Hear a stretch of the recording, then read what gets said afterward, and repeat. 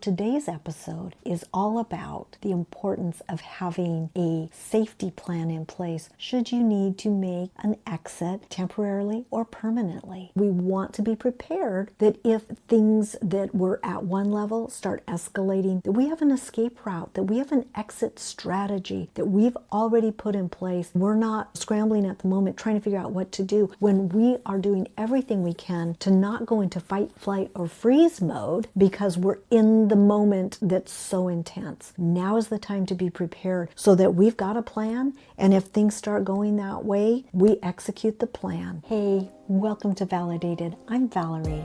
We're learning to own our stories, reclaim our voices, and heal in a faith-forward, empowering way. And one of the things that's so important is to empower ourselves with knowledge. This is for a woman who perhaps never thought she would need something like this. She hasn't necessarily suffered any physical abuse, but she suspects she's living in hidden abuse, or she flat out knows it. And it's time to start thinking in terms of, if things start escalating, do I have something in place? Do I have a plan of how I will leave safely? And do I have the information and the things that I need with me in the place to go? So today is going to be a short episode. It's not an exhaustive list, but it's some very basic first steps you can do to put yourself in a place of feeling like I've taken care of myself and potentially my children should a situation like this arise. I hope this helps you. So on that note, here we go. The importance of a safety plan. Now, if you live in forms of hidden abuse and you've not been physically abused, you might be already saying, I don't need that. It's not like that. And I get that. However, I do want to give you something to think about. And this is to be very candid. This is not to scare. This is to inform, because knowledge is power. I firmly believe that. In a situation where hidden abuse has been going on, let's say you're starting to exercise some boundaries, you're starting to maybe stand up for yourself even a little bit. The person who has exercised power and control over you, if they start feeling like they're losing that power and control, that can make them feel out of control because they've lost some of the level of control they had over you. When that happens, it is very often the case where situations will intensify, where things that were at one level start escalating to another level.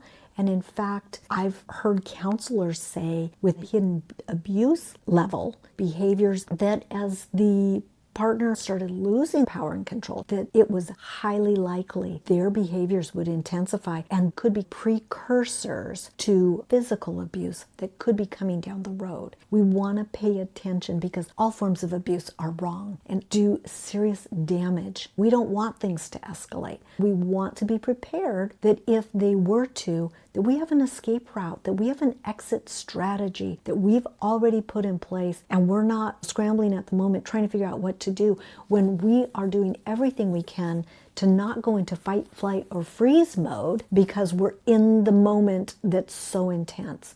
Now is the time to be prepared so that we've got a plan, and if things start going that way, we execute the plan. Let me give you just a few things that I think are super important to have in that plan.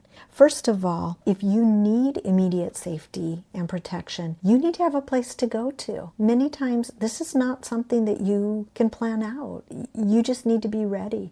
Reach out to safe family and friends. If you have anybody that lives nearby that you feel is a safe person, confide in them. Go ahead and share. You don't have to give all the detail, but you can just say, we're going through some stuff and I'm speaking to you in confidence, and I just need to know if myself and my children, if we needed a place to stay overnight, the weekend, or a week, could I call you? Could I call you on a moment's notice and come and stay? Start developing that part of your plan now so that you know if you need to, you have a place you can go to. If money is not an issue and you have cash available, I would start setting money aside should you need to stay in a hotel. Also, if you only have a joint account with your spouse and that is the only access money you have, you probably need to start figuring out a way to save some money and set it aside. If you can't safely save it at your house, do you have a trusted family member, friend, or coworker that could keep that cash for you should you have an emergency and need that? So in order to set up some safe places to go, that's going to require having some conversations you may not have had with people yet. So again, establishing who are the safe people that are close enough by that you could go to in an emergency. And if you have family further away, they may be more than happy to have you come and stay, but how are you going to get there? Do you have a vehicle, gas money, the means to drive to them? If you don't, figuring out who your safe people are around you that you could go to. Worst case scenario, there are women's shelters. It is on an availability basis, but there are also hotlines. I have some available on my website in the validated vault. It may also require some creativity. For instance, you may need to make a phone call from a friend's phone instead of your own. If you are trying to reach out to a safe family member or a safe friend and your spouse monitors your phone, monitors your texts, anything of that nature, it may not be safe for you to make a phone call from your phone to ask somebody, hey, if things got bad, can I come stay here? In that case, you want to ask a trusted friend or family member when you're with them, can I use your phone to make a few phone calls? Maybe it's somebody that you work with that would not betray that confidence, that would not go back to that spouse and tell them, but would help you to reach out and get help from the safe people in your life. Number 2, you want to have essentials prepped and ready should you need to make a quick exit. Think of this as a bug out bag.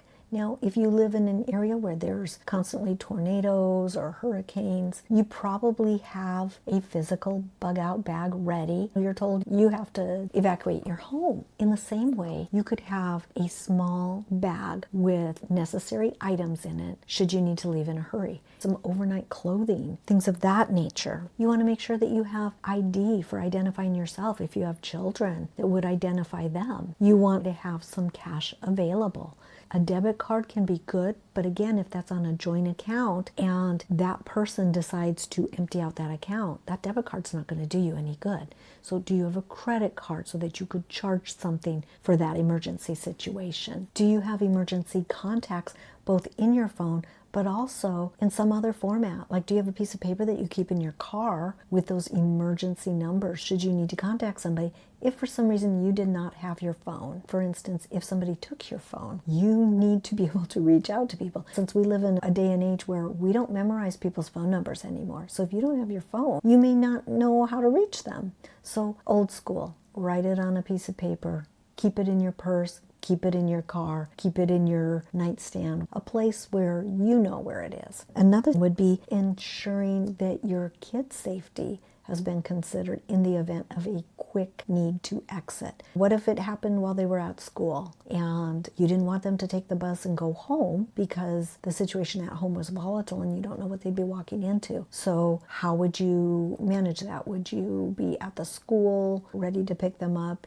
And how would you communicate that to them so they don't get on the bus? Those are the bare minimums that you should do. I hope that's helpful to just give you a few tools to help empower you to be able to make the choices you need to make when you need to make them and if you need to make them. It's an important step and I encourage you to initiate it. It doesn't have to be a major time-intensive thing, but there's a few things you could do that will give you a sense of security. If I need to make a change here, even if it's temporary, I've put some thought into it and I have some things in place. Just a reminder, I'm not a licensed therapist or medical professional. This podcast shares my personal experiences and perspectives for educational support, not professional advice. Identifying details have been changed for privacy. If you need help, contact a licensed mental health professional, trusted support, or crisis hotline. Full disclaimer is in the description.